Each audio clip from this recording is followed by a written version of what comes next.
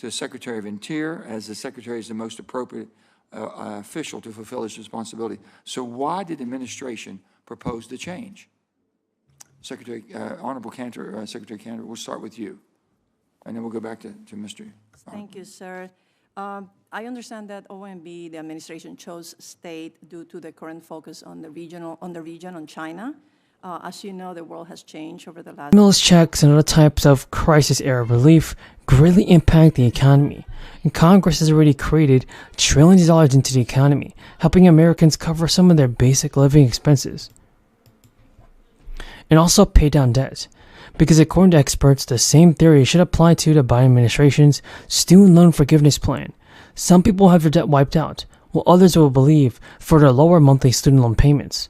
The amount of student loan debt in the United States has reached a staggering $1.76 trillion, as according to the Federal Reserve Bank of St. Louis. Most students now take out student loans to attend college, with the average student graduating with $29,000 in debt. That means many students graduate with even more debt, which can make it more difficult to keep up with student loan payments while paying for everyday necessities. After its announcement last August, the Supreme Court has blocked Biden's plan to forgive up to $20,000 in federal student loan debt. Until a final decision is made, everyone with student loan debt is going to remain in limbo. If the plan passes, the White House estimates the program will provide aid to over 43 million borrowers, and an estimated 20 million borrowers will see their remaining debt balance canceled. Nearly 90% of debt cancellation will actually go to borrowers earning under $75,000 a year.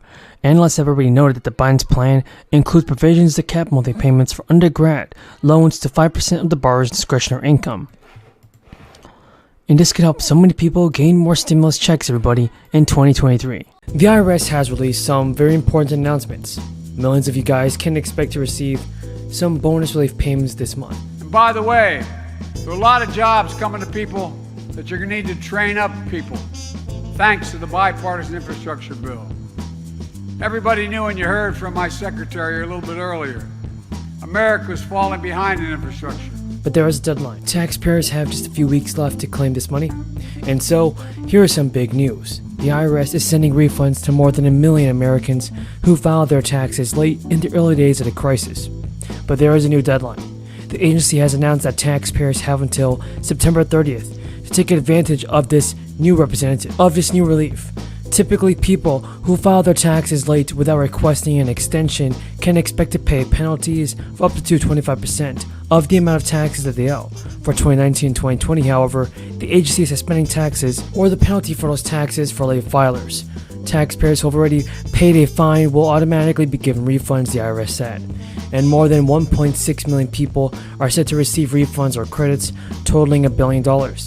This is an average of $700 per person.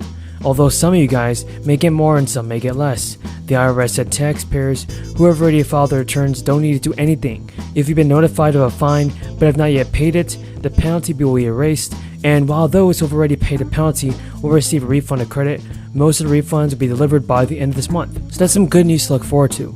And according to the IRS, taxpayers who have yet to file returns for 2019 and 2020 can still have, without which the United States would default on its debts, in a way that could send the domestic and global economies spiraling and could inflict deep pain.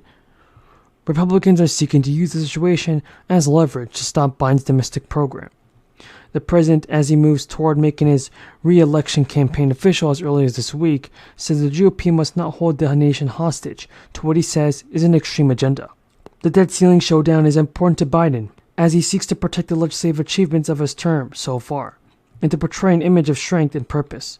McCarthy is seeking to unite his party around him to pass a bill that will raise debt ceiling for a year in exchange for deep spending cuts. The measure would limit growth in government spending to 1% a year, block student loan forgiveness, resigned new funding for the IRS, and introduce tougher work requirements for Medicaid.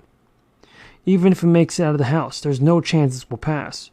The approach is meant to make it look like the public and Biden is being obstructive and should hold the blame for any debt defaults. The White House has said it won't negotiate over a debt ceiling increase, which is Congress's responsibility, and will only accept a clean proposal to raise the nation's borrowing limit. But the speaker on Sunday was adamant that Biden will have to climb down from the position as the country races closer to a crisis that could peak during the summer. Even recently, the Republican Senator Josh Hawley of Missouri introduced the Keep Our Promises Act to exempt Social Security and Medicare from the debt ceiling. Social Security and Medicare beneficiaries must be confident that their benefits will be paid in full and on time. Senator Hawley's legislation will ensure these programs are never used as leverage in negotiations over the debt limit. Senator Hawley has said in an official statement, Social Security and Medicare are not bargaining chips. These are promises we made to the people, and we must not break them. The Keep Our Promises Act would first exempt Social Security and Medicare from the statutory debt limit. That it would authorize the Treasury Department when the statutory debt limit is reached. So, it would also permit the Treasury Department to use its authority in all future debt limit episodes, thereby permanently insulating Social Security and Medicare from any impact of a debt ceiling standoff. Property insurance policies in Florida. So 25% of what they saw coming in from Ian was related to property lines and 75% in auto coverage. And what they've said is that the inflation related to both of these is significantly adding to their costs. We know that house values have skyrocketed in Florida. And so if you're paying someone to replace the loss of their home, the costs are significantly going to increase. Not only that, they're looking at bodily injury costs where it comes to auto insurance increasing as well because of medical inflation. So there you're getting it. They say that the estimated catastrophe losses for just the month of September when Ian happened, $440 million. 20 years. My understanding is that there is going to be a new account at the State Department, but at the same time, they're going to leverage our expertise, at DOI, since we've been implementing this since the 1950s. Is it just another layer? Can it cause us more bureaucratic uncertainty? It could. It's something that, we ask, why OMB, chose this, but it's basically most. So you didn't offer it up and say, let them help us. My understanding is that we didn't offer. Okay, we'll figure this one out. Okay, we're going to have to figure that one out. Now, my final question. So why is Joe Manchin and everybody holding back our stimulus payments? Do you believe that he should do a better job in sending us stimulus checks? Tell me in the comments down below. Checks are going to be sent out this year, and President Biden is going to do all that it takes to send out the fourth stimulus check.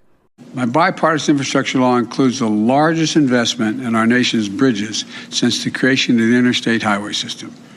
Bridges to connect us, bridges to make America work. Across our country right now, there are 45,000 bridges, 45,000 that are in poor condition. And real quick, everybody, do you believe that President Biden is doing all that it takes to send out these stimulus check payments? Let me know your thoughts on this. So in this video, I'm going to be bringing you updates on the current developments and progress on the fourth stimulus check. There's actually a ton of news and many changes are being made to President Biden's bill. Nancy Pelosi and Chuck Schumer are making some big moves for the fourth stimulus checks to be approved. I'll be going over all of this important information in this video, so you want to be sure to stay tuned. Visit a bridge where, if it's not upgraded, weight restrictions could mean that school buses and fire trucks would have to travel an additional 10 miles out of the way to get to the other side of the river. Everybody, Oregon Democrats are reviving a proposal to provide essential workers who stayed on the job throughout the crisis a one-time stimulus check of up to $1,000. Workers are going to be eligible for the bonus if they worked an average of